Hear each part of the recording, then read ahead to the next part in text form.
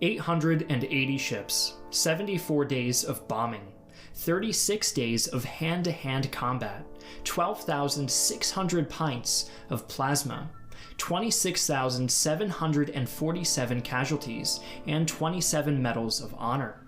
I'm Griffin Johnson, the Armchair Historian with HistoryNet, and today we'll be discussing the Battle of Iwo Jima.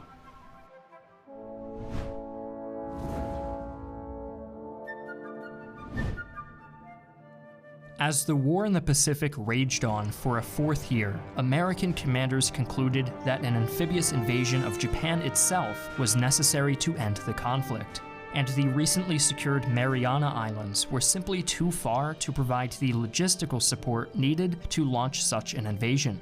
Furthermore, the ongoing B-29 bomber raids over Japan were becoming increasingly dangerous, and new airfields were needed for emergency landings. Therefore, two targets were chosen to solve these issues: Okinawa and Iwo Jima, the latter of which was 760 miles southeast of Tokyo. Obviously, this is quite a distance, but it was still close enough to act as a staging ground.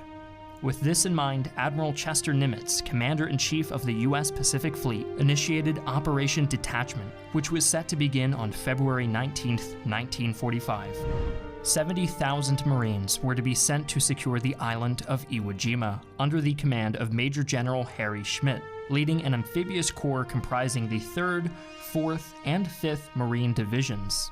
The plan was to land on the southern end of the island and drive north, pocketing the troops holding Mount Suribachi, and then to sweep east to secure the vital airfields. While the Americans knew that the Japanese defenders would be fanatical in their resistance, what they did not anticipate was how well-planned and efficient their defense would be. The island was guarded by between 22,000 and 25,000 Japanese troops, who worked day in, day out to construct numerous bunkers, pillboxes, machine gun nests, and heavily fortified artillery positions. Extensive measures were taken to ensure that these points were almost fully invulnerable to American bombardment. As for the island's most prominent feature, Mount Suribachi, Japanese forces constructed an extensive network of tunnels and weapon emplacements. Every inch of the island was turned into a fortress. So, how did this play out for the American landing force? At 8:59 a.m., the Marines landed completely unopposed. For almost a half hour, it was silent. But this was intentional, a calm before the storm. Japanese Commander Lieutenant General Tadamichi Kurabachi let U.S. forces pile onto the beaches so that the interlocking fields of fire could be put to their full potential. The results were devastating. Shells and small arms fire rained down on the hapless Marines who struggled to dig themselves into the volcanic sand. At the end of day one, airfield number 1 was secure and Suribachi was cut off. On February 23rd, the U.S. flag was planted atop Mount Suribachi. However, the struggle to secure the rest of the island took over 30 days, with the Americans regularly pouring in troops, tanks, explosives, and even flamethrowers, all of which were used to clear out the defenders still embedded in their bunkers. At the end of March, the Japanese launched one last desperate banzai attack on one of the airfields that the Americans occupied.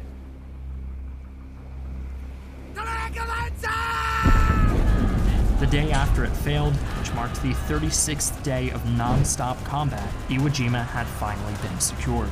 Suffering almost 22,000 fatalities, the entire Japanese garrison had been all but wiped out, with the Marines capturing only 216 prisoners and still having to contend with some 3,000 holdouts.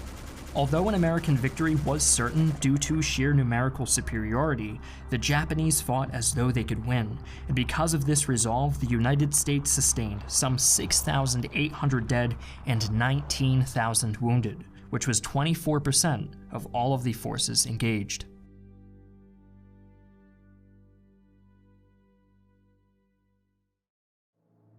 Today, the moving statue of Marines raising the flag atop Mount Suribachi serves as the U.S. Marine Corps' War Memorial, located at the north gate to Arlington National Cemetery. Inscribed on the memorial are the words of Fleet Admiral Chester Nimitz, who said this about the men who fought on Iwo Jima: "Uncommon valor was a common virtue." Thanks for watching. This has been Griffin Johnson, the Armchair Historian for HistoryNet.